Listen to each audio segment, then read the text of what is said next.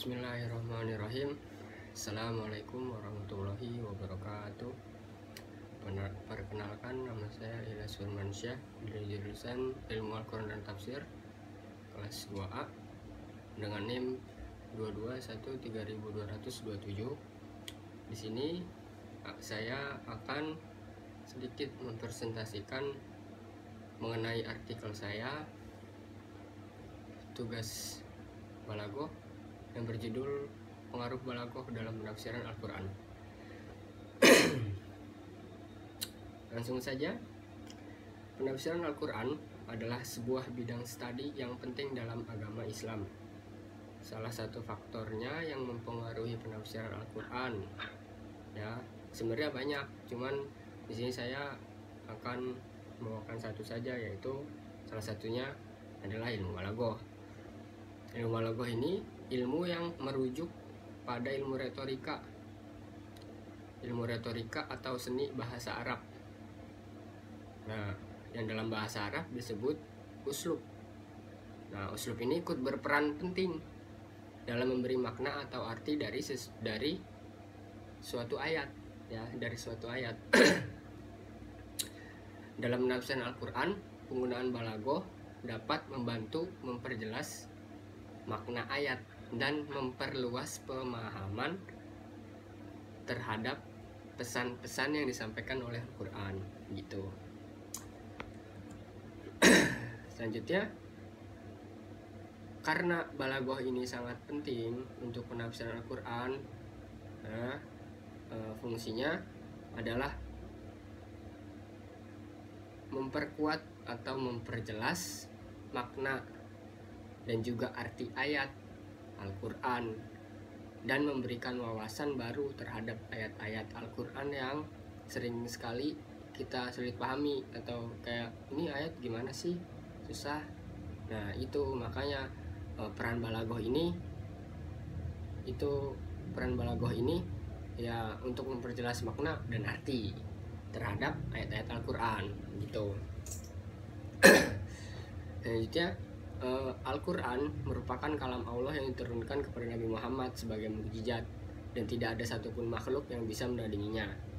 Dalam memahami Al-Quran, banyak tuh penafsiran Al-Quran dalam pendekatan, misalkan pendekatan, kalau di sini saya melalui pendekatan balaghah. Nah, begitu. Karena balaghah ini membantu umat Islam dalam memahami ayat-ayat Al-Quran dengan lebih baik. Namun tidak selalu mudah dipahami, terutama bagi orang-orang awam. Karena itu, para ulama mengembangkan berbagai metode penafsiran Quran dan berbagai pendekatan. Salah satunya ini, penggunaan pendekatan dengan ilmu balaghah. Nah, yang perlu kita ketahui, yang pertama itu, apa sih ilmu balaghah itu? Nah, itu yang harus kita ketahui dahulu. Ilmu balaghah ini terdiri dari kata ilm dan al-balaghah. Nah, ilm ini artinya ilmu. Balaghah itu dalam ulama dalam mengartikannya ini berbeda-beda.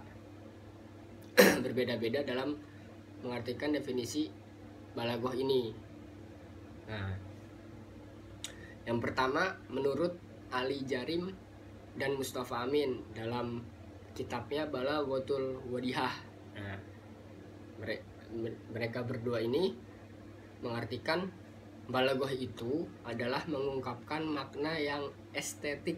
Nah, yang estetik ya, dengan jelas, mempergunakan ungkapan yang benar, berpengaruh dalam jiwa, tetap menjaga relevansi setiap kalimatnya dengan tempat diucapkannya ungkapan itu, serta memperhatikan kecocokannya dengan pihak yang diajak bicara. Nah, itu menurut Ali Jarim dan Mustafa Amin dalam kitabnya Balaghatul Wadihah.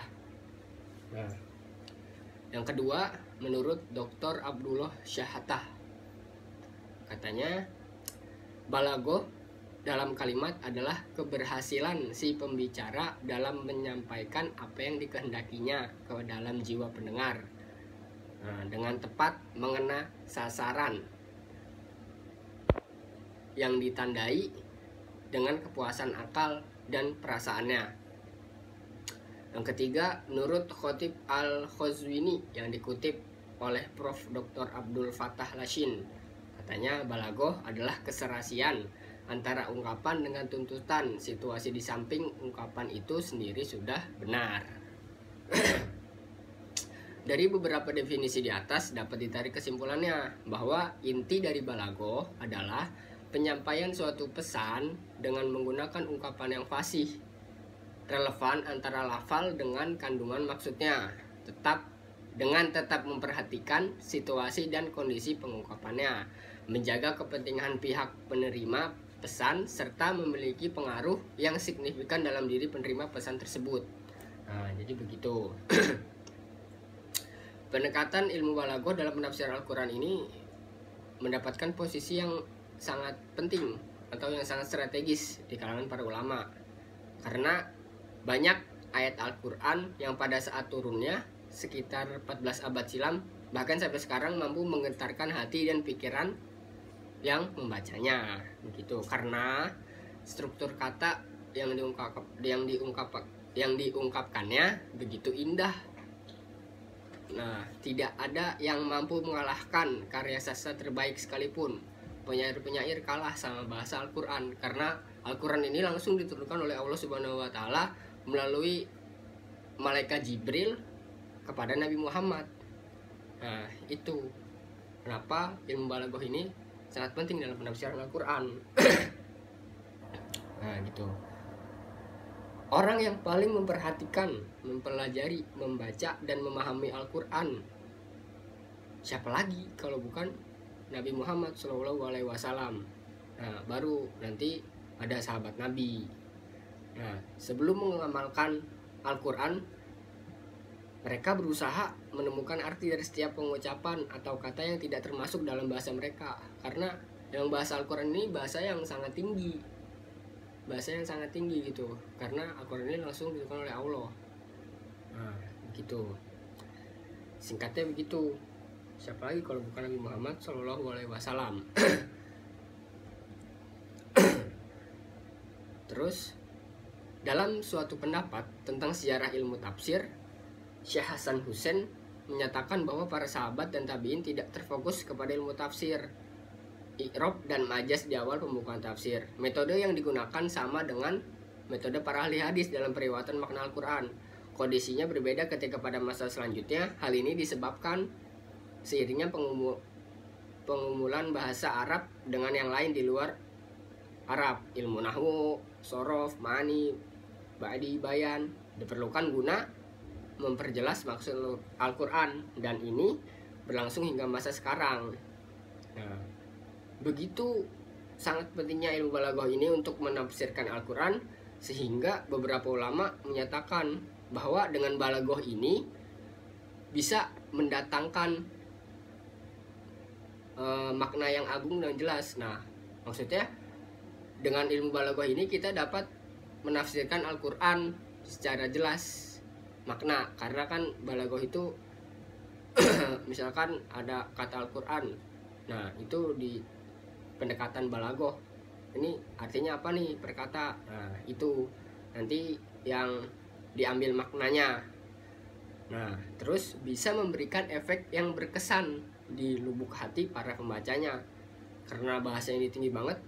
Terus jadi wah, nih baru nih bahasanya tinggi nih, gak ada nih yang bisa ngalahin Al-Quran. Siapa yang bisa mengalahkan siapa yang bisa membuat Al-Quran? Coba, nggak ada, cuman Allah Subhanahu wa Ta'ala doang. Nah, beberapa ulama yang menggunakan ilmu balaghah ini sebagai pisau analisa dalam mengungkapkan kemukjizatan Al-Quran pada kitab tafsir mereka. Nah, seperti Az-Zamakhsyari, Ibnu Ash'ur, dan yang lainnya. Nah, begitu. Terus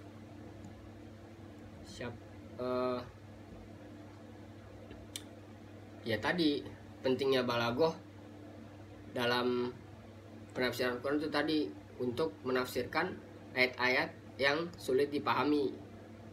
Nah, tafsir yang tergolong baru di dunia Arab ini yakni sekitar abad ke-14 Hijriah yang diperkenalkan oleh Said Qutb pada karyanya Fi Dilalil Quran.